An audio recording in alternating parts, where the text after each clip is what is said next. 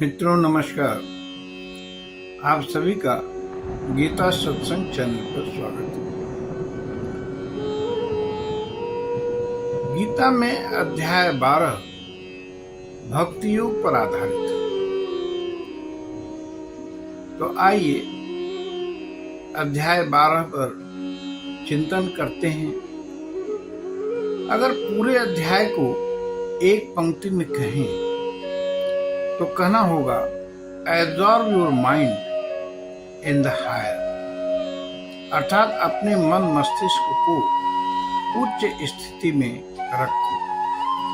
अध्याय का नाम भक्ति योग है क्योंकि इस अध्याय में भक्ति की विशेष चर्चा है। पीछे 9वें अध्याय में भी भक्ति और ज्ञान दोनों का बखान किया है। इस पर अर्जुन पूछते हैं कि ज्ञानी अर्थात सांख्य योगी और भक्त दोनों को उत्तम कहा आपने, पर इन दोनों में बेहतर कौन है? तो अध्याय का आरंभ अर्जुन उवाच से होता है। इस अध्याय में कुल 20 श्लोक हैं। अर्जुन के प्रश्न का उत्तर देते हुए भगवान 12वें अध्याय के दूसरे श्लोक में कहते हैं, मैया वेश्य मनो ये माम नित्य युक्ता उपासते, अर्थात मुझ में मन को एकाग्र करके जो निरंतर मेरे ध्यान भजन में लगे रहते हैं, श्रद्धया परयोपेतांश तेमे युक्त तमाम मता, श्रद्धा से युक्त मुझ सगुण को जो भजते हैं वे योगियों में श्रेष्ठ अति उत्तम योगी माने गए। वहीं आगे कहते हैं कि जो निराकार की उपासना में रत है वे भी मुझे प्राप्त होते हैं, पर वह मार्ग कठिन है। भक्त को यहाँ कुछ ज्यादा नहीं करना है, सिर्फ शरणागति हो जाना ही मुख्य है। वही निराकार ब्रह्म के उपासक को यम नियम ज्ञान धारणा ध्यान आदि को सम्यक रूप से करना होता है। उत्तर कांड में गोस्वामी जी ने ज्ञान मार्ग को असी धार यानी तलवार की धार बताया है। भाव है कि जैसे तेज धार वाले तलवार पर चलना मुश्किल है, ऐसे ही ज्ञान मार्ग कठिन है, पर जिसका मन जहाँ जैसे लगे फल दोनों का समान है। आगे भगवान कहते हैं कि चूंकि भक्ति मार्ग सरल है, अतः दोनों में यही बेहतर है।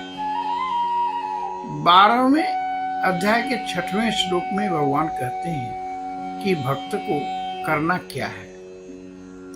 भक्त सारे कर्मों को मुझ में अर्पण कर दे, ये पहली बात है। दूसरा हुआ मत पराह, मेरे ही परायण हो जाए। तीसरी बात है अनन्य नैव योगेन, अनन्य भाग होकर ऐसे जुड़े कि अनन्य हो जाए। गीता में अनन्यता पर बहुत जोर है।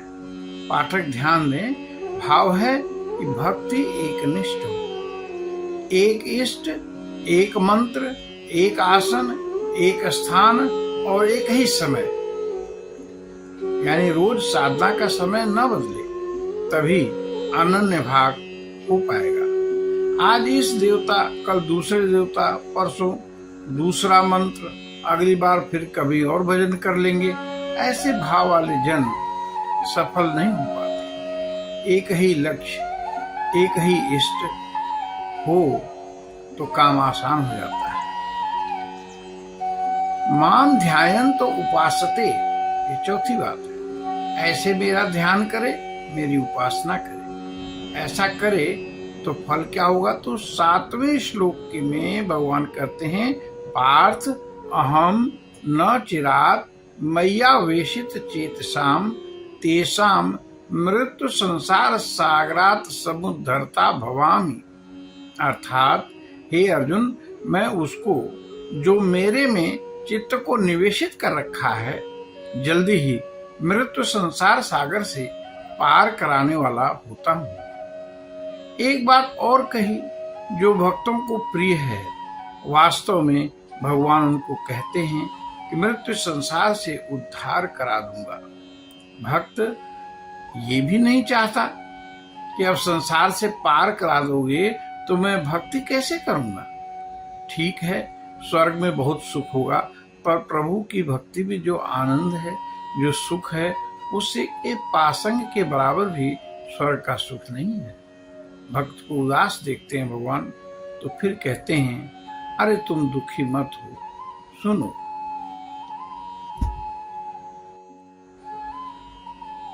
आगे भगवान भक्त के लिए और दिल खोल कर कहते हैं कि मय्येव मन आधत्स्व मयि बुद्धि निवेशय, मन बुद्धि को मुझ में लगा दो तो क्या होगा। निवश्यसि मय्येव अत ऊर्ध्वं न संशयः, इससे तुम मुझी में निवास करोगे, इसमें कोई संदेह नहीं है। तो मन और बुद्धि को लगा दें तो सायुज्य हो जाएगा, एक हो जाएंगे तो कोई अंतर ही नहीं होगा। पर ऐसा करने को वे कहते क्यों हैं। सुबह पूजा कर ली, हो गई बात। अब हर समय ध्यान रखने को, चित्त को लगा देने को कहते हैं। ये इसलिए कि हम कहीं विचलित न हो जाए। माया बहुत शक्तिशाली है, अच्छी भी लगती है, मन भटक जाता है। तो हमारे हित के लिए ही भगवान कहते हैं। कैसे होगा ये सब। आसान है, हर कार्य में हर स्थान पर उसी की उपस्थिति समझा जाए। सी मी एवरीवेयर, पश्चिमाम सर्वत्र, ऐसा अभ्यास हो जाए।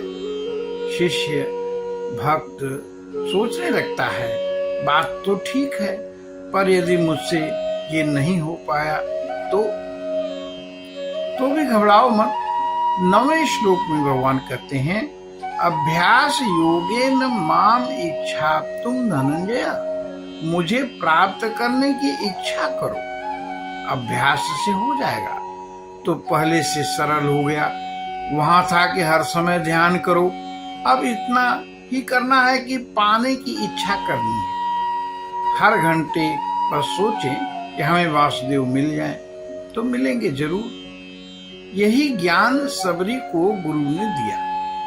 जब दिया तब दशरथ नहीं उत्पन्न हुए थे, राम भी नहीं थे, पर गुरु की बात का भरोसा। रोज सबरी सोचती कि आज शायद राम जी आ जाएं, तो उनके पैर में कांटे न गड़ जाएं। फूल लाती, रास्ते में बिछा देती कि राम जी आएंगे तो उनके पैर में कांटे नहीं गड़ेंगे। फिर सोचती थी कि उन्हें क्या खिलाऊं। यह सोचकर कुछ फल लाती। अब वे खट्टे होंगे तो राम जी को अच्छे नहीं लगेंगे, तो उनको चखती है। फिर जो मीठे फल होते हैं उनको अलग करती है, जल से साफ करती है, आश्रम को धोती है, फिर आचमन कराती है, करती भी है। फिर राम जी को जल पिलाऊंगी, ऐसा स्मरण, वो अनजाने उसका अभ्यास हो गया। माम इच्छाप्तुम वाली बात अनजाने में हो गई। इतने वर्षों तक राम जी नहीं आए। जब गुरु जी बता के गए थे तब सबरी 9 साल की थी और अब वह 100 साल की हो गई है।